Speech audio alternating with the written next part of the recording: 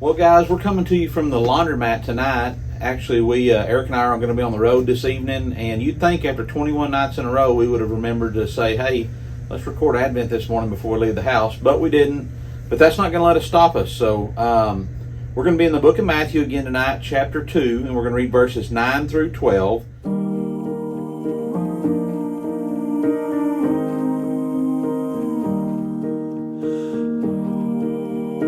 So last night we saw as the wise men came to Herod and said, hey, Herod said, hey, when you go find where this kid is that's been born the King of the Jews, come back and let me know, because I want to go worship him too. And we're going to see what happens here. So verses 9 through 12 in Matthew chapter 2, it says, when they had heard the king, they departed, and lo, the star which they saw in the east went before them till it came and stood over where the young child was.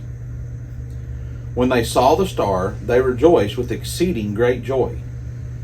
And when they were come into the house, they saw the young child with Mary, his mother, and fell down and worshipped him. And when they had opened their treasures, they presented him with gifts, gold, frankincense, and myrrh.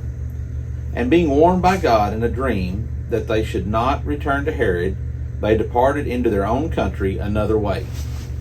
So we see that this kind of gives us a little insight into that the wise men weren't there the night Jesus was born. This is probably about 2 years later, maybe somewhere 18 months like that. And the star they saw in the east that signified to them that, hey, this child is being born, this Savior to the world is going to be born. We need to go and find where he's at. So they traveled to Jerusalem where Herod was, and then he said, hey, when you find him, come back and let me know. And then as they departed from Herod, this star appeared again, and they followed it, and it led them straight to where Jesus was and Mary, the house that they were living in.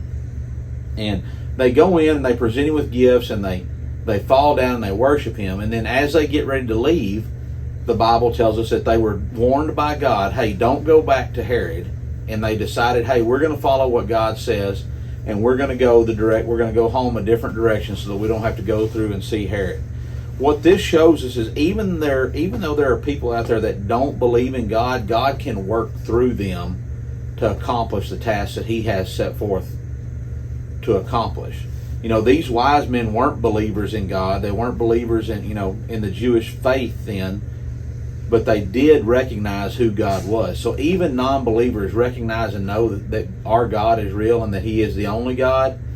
But that doesn't necessarily mean that they believe in him. So that's something to take away from this, guys, is that non-believers can still be moved and shown and do things that God asks them to do. So hope you join us again tomorrow night. We love you. God bless you. And y'all keep praying.